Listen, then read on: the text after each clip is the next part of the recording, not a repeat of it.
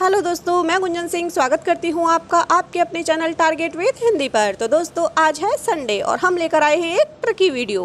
दोस्तों, टीजीटी और पीजीटी का एग्ज़ाम बहुत ही नज़दीक है और इस टॉपिक से रिलेटेड लगभग 4 से 5 क्वेश्चन हर बार एग्ज़ाम में पूछे ही जाते हैं और अक्सर करके इस टॉपिक से रिलेटेड क्वेश्चन गलत होते हैं क्योंकि इसमें कन्फ्यूजन ज़्यादा रहता है। तो आज की ट्रिकी वीडियो देखने के बाद आपको कभी कोई कन्फ्यूजन नहीं होगा। तो चलिए शुरू करते हैं आज की ट्रिकी वीडियो। जो हमारी वर्णमाला है इसको कई आधारों पर विभाजित किया गया है। जैसे देख लेते हैं, प्राणवायु के आधार पर। प्राणवायु के आधार पर 2 भागों में विभाजित किया गया है, अल्प प्राण और महाप्राण। अल्प यानी कि कम प्राणवायु, महा यानी कि अधिक प्राणवायु। जहाँ हमें कम प्राणवायु की आवश्यकता पड़े यानी कि जिन वर्णों के उच्चारण में कम प्राणवायु की आवश्यकता पड़े वहाँ अल्प प्राण, ठीक है ना। और जहाँ हमें अधिक प्राणवायु की आवश्यकता पड़े वो महाप्राण वर्ण कहे जाते हैं। अब देख लेते हैं अल्प प्राण। अल्प प्राण में कौन कौन से आते हैं? 1, 3, 5 स्वर और अंतस्थ। 1, 3, 5 स्वर और अंतस्थ। सबसे पहले तो ये जान लेते हैं कि 1, 3, 5 होता क्या है। देखिए, ये वर्गीय व्यंजन है। क्या है ये? वर्गीय व्यंजन। और इनकी संख्या है 25। कितनी है?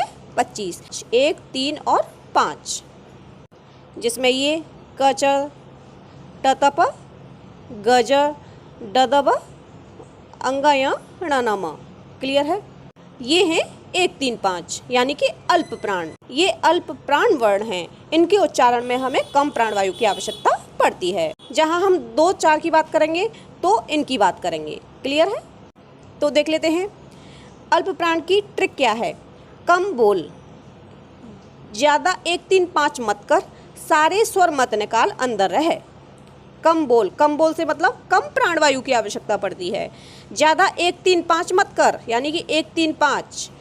सारे स्वर मत निकाल, जब ज़्यादा बातें करते हैं 1, 3, 5 करते हैं तो सारे स्वर निकल आते हैं। तो सारे स्वर मत निकाल, तो स्वर भी सारे किस में आ जाते हैं? अल्प प्राण में। अंदर रहे यानी कि अंतस्थ। अंतस्थ होते हैं यर लव। क्लियर है? अब देख लेते हैं महाप्राण। महाप्राण यानी अधिक प्राणवायु की आवश्यकता पड़े, ये होते हैं 2, 4 और ऊष्म। 2, 4 और ऊष्म वर्गीय व्यंजन के दूसरा और चौथा वर्ण। क्लियर है? इसकी ट्रिक है, 2, 4 लोग आए हैं, अधिक गर्मी में हैं। यानी कि जब आप किसी को डांट दोगे कि कम बोल, ज़्यादा 1, 3, 5 मत कर, सारे स्वर मत निकाल, अंदर रहे, तो क्या होगा? 2, 4 लोग आएंगे, वो भी अधिक गर्मी में यानी अधिक गुस्से में आएंगे, है ना। तो इसकी क्या ट्रिक हो गई? 2, 4 लोग आए हैं, अधिक गर्मी में हैं। ऊष्म क्या होता है? गर्मी, है ना। ऊष्म में आते हैं श, श, स, ह। नेक्स्ट, स्वर तंत्रियों के आधार पर वर्ण। स्वर तंत्रियों के आधार पर 2 भागों में विभाजित किया गया है, अघोष और सघोष। जहाँ स्वर तंत्रियाँ झंकृत न हो, अ का मतलब होता है नहीं, तो जहाँ स्वर तंत्रियाँ झंकृत न हो वे अघोष होते हैं और जहाँ स्वर तंत्रियाँ झंकृत हों वो सघोष होते हैं। अब 1, 2, 3, 4, 5 ये तो बता ही दिया था वर्गीय व्यंजन कौन कौन से होते हैं, ठीक है ना। अब 1, 2 अघोष होते हैं, 1, 2 और सकार। सकार में तीनों स आ जाते हैं और 1, 2, ठीक है ना। इसमें क्या है?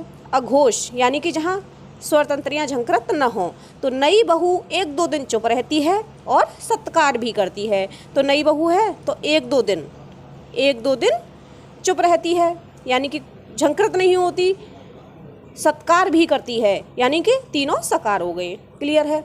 अब सघोष की बात करें तो जहाँ स्वर तंत्रियाँ झंकृत हो, है ना, जैसे कि 3, 4, 5 अंतस्थ और ह और स्वर, यानी कि 1, 2 दिन और सत्कार, ये तो सिर्फ नई बहू के लिए है, ठीक है ना। बाकी का जो भी बचे वह सघोष में आ जाता है। जैसे कि 1, 2 दिन तो चुप रहती है, ये तो अघोष हो गया। अब सघोष की बात करें तो 3, 4, 5 दिन में अंदर नहीं रहती, घोषणा करने लगती है, हा हा ही करने लगती है, सारे स्वर निकालने लगती है। अब देखते हैं 3, 4, 5 क्या है? सघोष है।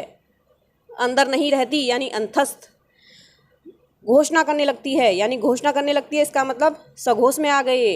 हा हा ही करने लगती है तो ह किस में आ गया? सघोष में आ गया। सारे स्वर निकालने लगती है तो सारे स्वर किस में आ गए? सघोष में आ गए। उम्मीद करती हूँ कि घोष, अघोष, अल्प प्राण, महाप्राण इससे संबंधित आपको अब कोई कन्फ्यूजन नहीं रहेगा। तो अगर हमारी ये ट्रिक आपको पसंद आई हो तो प्लीज़ इसे लाइक करें, शेयर करें और हमारे चैनल को सब्सक्राइब करें। धन्यवाद।